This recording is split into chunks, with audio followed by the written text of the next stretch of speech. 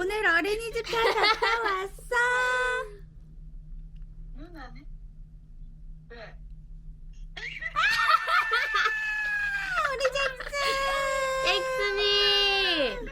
안녕하세요. 뉴질랜드 지우맘입니다. 저는 현재 며칠 후 캐나다에 출국을 앞두고 잠시 서울에 있습니다. 그래서 며칠 정도 짬이 있기 때문에 오늘 다뤄야 할 주제 조기 유학, 보딩 스쿨 vs 홈스테이에 대한 이야기를 좀 나눠보면서, 그리고 뉴질랜드 조기 유학 학생 단독 시에 가디언은 필수 조건인가? 여기에 대해서 이야기를 좀 나눠보도록 하겠습니다. 아이를, 우리 지우를 단독으로 다른 나라로 조기 유학을 보내야 된다고 결정을 할 경우에, 자, 기숙사냐 홈스테이냐의 옵션이 저한테 있다면 무조건 기숙사 예스입니다.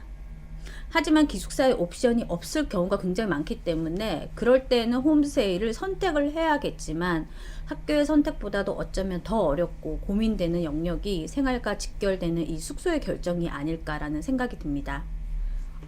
뉴질랜드 외에 다른 영어권 국가들도 약간 유사할 거라고 생각하는데요. 전체 학교 수에 비해서 기숙사를 가지고 있는 학교들의 퍼센테이지는 그렇게 높지는 않은 것 같아요. 지금 옆에 제가 설명드리는 뉴질랜드 교육부 사이트를 보시면 기숙사 보딩을 가지고 있는 것에 yes 해가지고 서치를 하시면 전체 학교 2545개 중에 99개 학교가 보딩을 가지고 있다고 이렇게 서치가 되는데, 이렇게 자세히 또 클릭을 하면 각 지역별로 어떤 학교가 있는지, 뭐 초등학교인지 중학교인지 뭐 이런 거에 대한 것도 보실 수는 있으세요.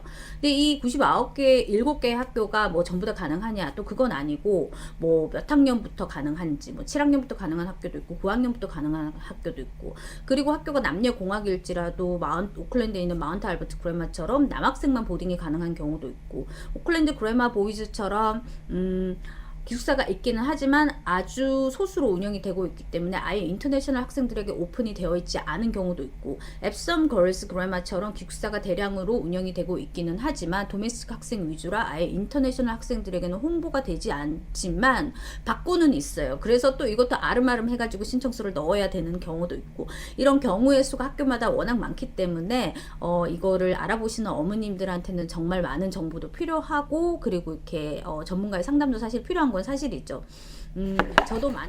저는 많은 학생들을 기숙학교에도 보내보고 홈스테이에서 생활을 하는 것도 보고, 그리고 제가 호스트를 해서 아이들을 데려본 적이 있기 때문에 제가 생각하는 나름의 장단점들을 오늘 좀 말씀을 드려볼까 합니다. 먼저 기숙사의 장점을 좀 보면, 첫 번째는 뭐니 해도 안전할 수 있는 시스템이죠. 외출에 대한 것이 엄격할 뿐만 아니라 뭐 사전에 나가기 전에 부모님과 가디언의 허락을 미리 받아야 되고, 그리고 외출하고 돌아올 때도 원래 그 사전에 허락받은 가디언이 픽업을 해줬는지 뭐 이런 거에 대한 것까지 체크를 하고 아이가 또 들어오기 때문에 아무래도 멀리 계시는 부모님들한테는 조금 안심하시고 보내실 수 있지 않나라는 생각이 들고요. 그리고 두 번째는 기숙사의 규율이 정해져 있기 때문에 생활 습관이 흐트러지거나 이렇게 할 확률이 좀 적은 것 같아요. 지방이나 아니면 오클랜드 기숙학교에 있는 학생들이 롱 위켄드나 뭐 한국 가기 전에 저희 집에 하루 이틀 뭐 이렇게 머문 적이 있는데, 기숙학교에 있었던 학생들은 꼭 자고 일어나면 아침에 친구 정리가 쫙 돼 있더라고요. 그래서 와, 역시 달라. 조금 생활 습관이 이렇게 기계적으로 좀 훈련되는 부분들이 있어서 그런 것들이 잡혀지는 거는 좀 좋은 것 같아요. 그리고 세 번째는 아이들이 그 디바이스, 뭐 핸드폰이라든지 패드, 그리고 노트북에 대한 시간제별로 인터넷을 이용할 수 있기 때문에 조금 그 컨트롤이 좀 힘든 학생들에게는 오히려 기숙사의 엄격한 규율이 좀 좋지 않나? 이런 생각이 좀 들고요. 그리고 네 번째는 또래들과 선후배의 관계를 통해서 영어도 빨리 늘고, 그리고 친목이라든지 이런 것들에 좀 도움이 될 수 있는 것 같아요. 근데 이건 아이의 성격에 따라서 장점이 될 수도 있고 단점이 될 수도 있는 것 같습니다. 그리고 다섯 번째는 학교와의 짧은 동선. 보통 기숙학교들은 교 내에 기숙사 시설이 있거나 아니면 길 건너에 있기 때문에 등하교도 굉장히 간단하고, 그리고 뭐 학교 방과 후 활동이라든지, 보통 홈스테이로 가면은 픽업 뭐 어디 하는데 축구하러 가는데 뭐 누가 해주니 어떻게 하니 이런 거에 대한 좀 이슈들이 있긴 한데, 기숙학교들은 그런 것들이 좀 정리되죠. 그리고 여섯 번째 마지막으로는 정해진 자습 시간. 그래서 좀 그 시간에 공부를 안 할 수도 있지만 스케줄대로 좀 움직이기 때문에 조금 더 자습을 할 수 있는 이런 분위기가 형성되어 있지 않나 이런 생각이 듭니다. 저는 요 정도로 생각을 하고요. 그리고 다른 분들도 조금 뭐 장단점에 대한 의견들이 있겠죠? 그러면 이렇게 댓글 남겨주셔도 될 것 같아요. 기숙사의 가장 큰 단점은 음식이죠. 우리 애는 아무거나 잘 먹어요. 돌도 씹어 먹을 수 있는 10대예요.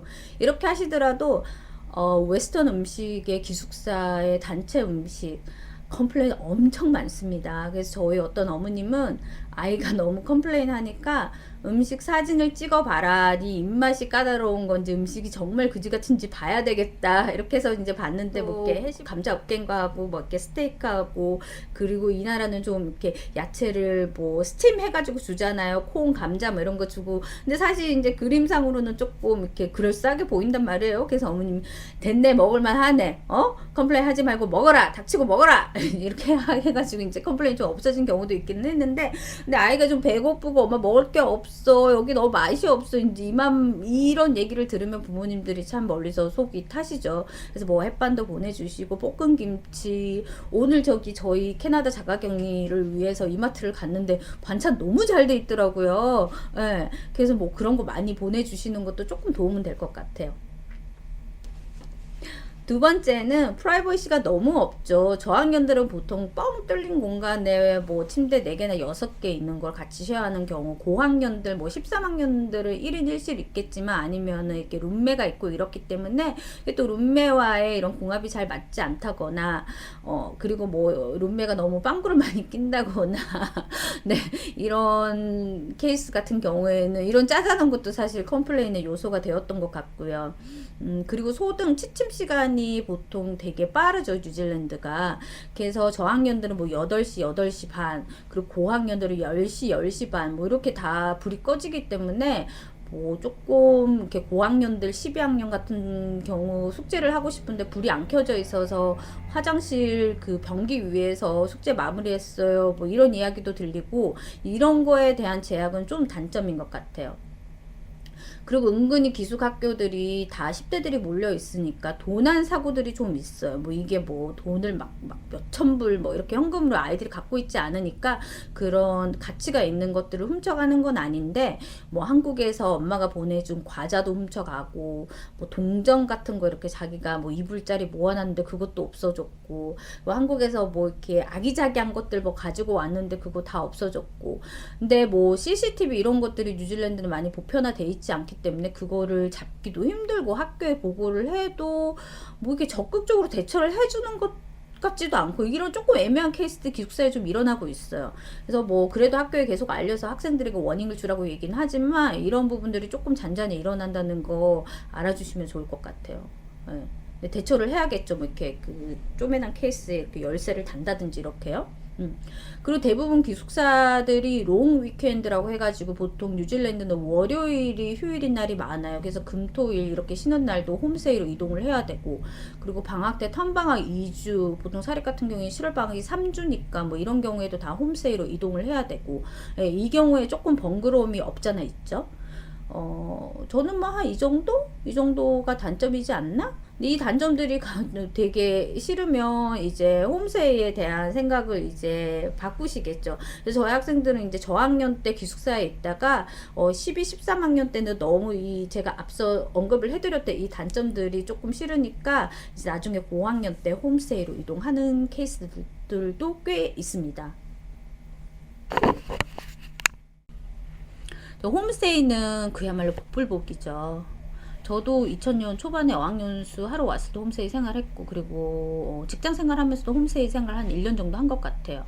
근데 영어도 별로 불편함 없이 되고 뭐 이렇게 나름 이제 그 연수도 좀 되고 이렇게 해서 사실 크게 뭐 저는 상관이 없음에도 불구하고 작은 해프닝 하나에 굉장히 눈치 보는 일도 생기고 뭐 예를 들어서 아빠가 홈스테이 딸한테 너 왜 샤워하고 문을 안 열어놨어? 막 이렇게 막 고함 지르면서 뭐라 하면 뭐 딸은 내가 안 했어 써니가 했단 말이야 뭐 이렇게 얘기했는데 저는 뭐 앞에 얘기 못 듣고 뒷 얘기만 듣게 되면 막 쫄고 막 눈치 보고 막 성인인 저한테도 이런 일이 생기는데 아이들이 처음 와가지고 어떤 상황임을 잘 감지하지 못한 상황에서 그런 분위기가 일어난다면 또 얼마나 불편하고 눈치를 보겠어요. 홈스테이 가장 걱정되는 부분은 특히나 요즘에, 예전에 그렇지 않았는데 이 학생들의 핸드폰 사용의 자제를 보통, 아니 엄마 아빠도 그거 자제하기, 애들 이렇게 컨트롤 시키기 힘드시잖아요. 근데 이걸 홈스테이 가족들이 할 수 있을 거라고 사실 기대하시면은 전혀 안 되시거든요.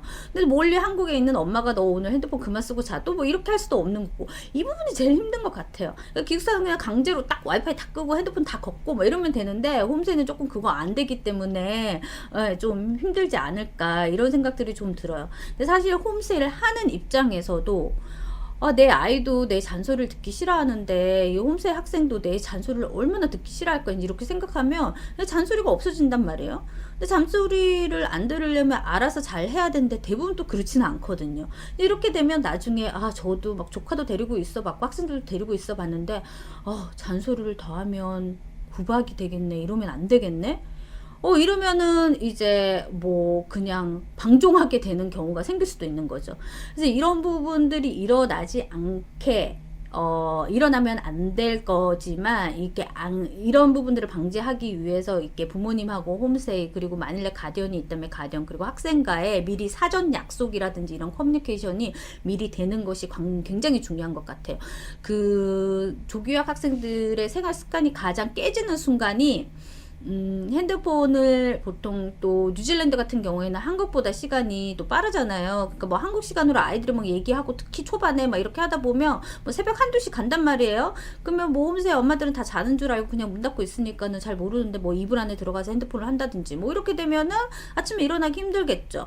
그러면 키우드 같은 경우는 뭐 맞벌이, 뭐 한국 홈스테이 가정 같은 경우도 아침에 그냥 일하러 일찍 뭐 7시 반에 나가면은 아이가 못 일어나죠. 그러면은 또 지각이 될, 설사 깨워준다고 하더라도 도로 자는 아이들도 있고, 뭐 여러 가지 해프닝이 많죠.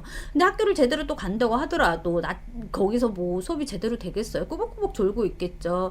그러면 수업 대충 듣고 와가지고 또 3시에 마치고 오면은 홈스테이 집에서 또 잔소리하는 사람 없으니까는 뭐 4시나 5시에 또 잔단 말이에요. 그러면 4시에 자고 저녁 먹을 때 깨워주면은 일어나가지고 저녁 먹고 숙제한다고 대충 껄쭉거리며 낮잠을 잤으니까 또 저녁에 잠이 안 오죠. 그럼 또 새벽까지 핸드폰을 하고, 이런 게 계속 악순환을 되는 케이스를 제가 제일 많이 본 것 같아요.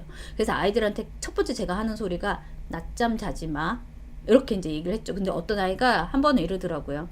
제가 낮잠을 자고 싶어서 자는 건 아닌데 하루 종일 영어로 수업을 듣느라고 신경을 썼더니 정말 3시 마치고 오면 피곤해요, 이렇게 이제 얘기를 하던데, 그래도 절대 낮잠은 금물입니다. 조기유학에서 낮잠은 정말 금물입니다. 근데 이런 부분들만 조금 잘 어레인지가 되고 잘 관리가 될 수 있다면 홈스테이도 장점을 많이 만들어낼 수 있는 것 같아요. 근데 내 아이의 어떤 그 컨트롤 능력이나 이런 거에 대해서 장담할 수 없고 믿을 수 없다면 아무래도 기숙사를 프라이어리티로 생각을 하셔야겠죠.